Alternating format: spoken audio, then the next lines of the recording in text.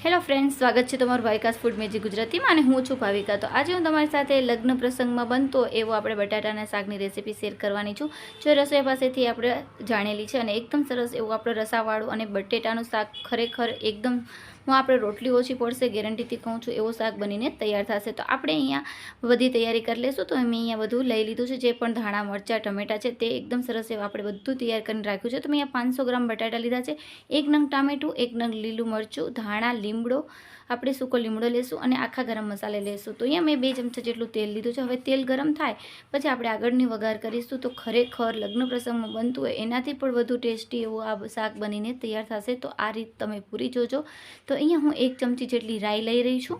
હવે રાઈ ફૂટે પછી આપણે આમાં જીરું એડ કરીશું। તો અહીંયા 1 ચમચી જેટલું આપણે જીરું એડ કરીશું અને આમાં કોઈ પણ લસણ ડુંગળી વગર જ એકદમ સરસ એવો શાક બનીને આપણો તૈયાર થશે। તો અહીંયા મેં મીઠો લીમડો છે અને સૂકા લાલ મરચાં, તમાલપત્ર, લવિંગ અને મરી એને એટલું આપણે આખા ગરમ મસાલા લીધા છે। હવે એકદમ સરસ આપણે લીમડો તતડે એટલે પછી આપણે અડધી ચમચી જેટલી હિંગ ઉમેરીશું અને હિંગથી સ્વાદ બહુ જ સરસ એવો લાગે છે।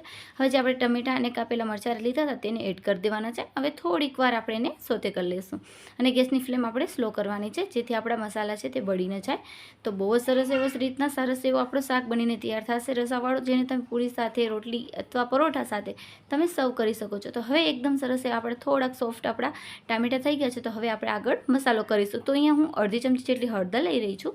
હળદર જેટલી તમારે શાકની ક્વોન્ટિટી હોય તે પ્રમાણે તમે મસાલો એડ કરી શકો છો। અહીંયા 2 ચમચી જેટલું કાશ્મીરી લાલ મરચું એડ કરી શકો છો। તમે તીખું મરચું ઉમેરતા હો તો તમે એ પ્રમાણે ઉમેરી શકો છો।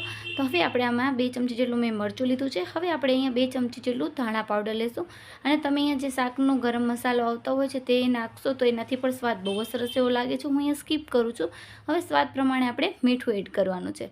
તો ખરેખર તમે એકવાર જરૂર ટ્રાય કરજો આ શાક, અને કેવી લાગે છે ને રેસીપી પ્લીઝ કમેન્ટમાં જણાવો। અને રેસીપી ગમતી હોય તો સબસ્ક્રાઈબ કરવાનું ના ભૂલતા અને બેલ આઇકનને જરૂરથી પ્રેસ કરજો, જેથી મારા બધા વિડીયો નોટિફિકેશન તમને આસાનીથી મળતી રહે।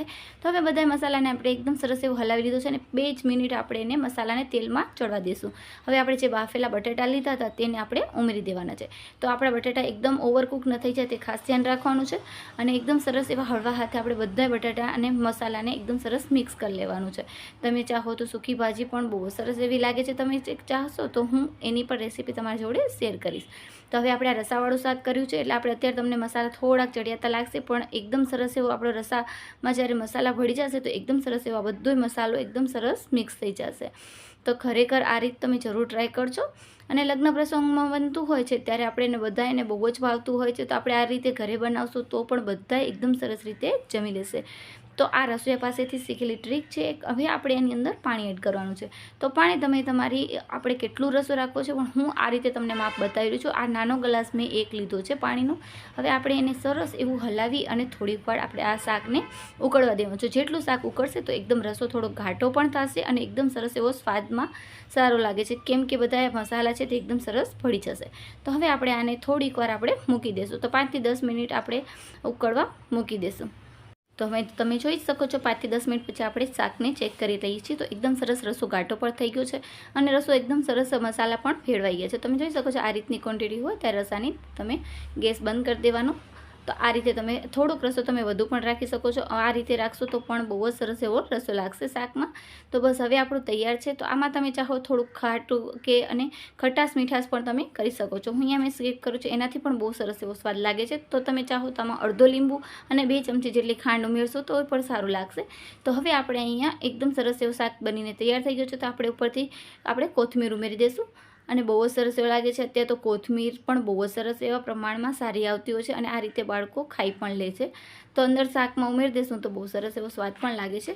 તો હવે આપણે અહીંયા સરસ એવું આપણું શાક બનીને તૈયાર થઈ ગયું છે। તો હું સર્વિંગ બાઉલમાં કાઢી રહી છું અને એકદમ સરસ ઉપરથી થોડુંક ડેકોરેશન કરીશ। તો કેવું લાગે છે ને રેસીપી કમેન્ટમાં જણાવો, લાઇક શેર અને સબસ્ક્રાઈબ કરવાનું ના ભૂલતા।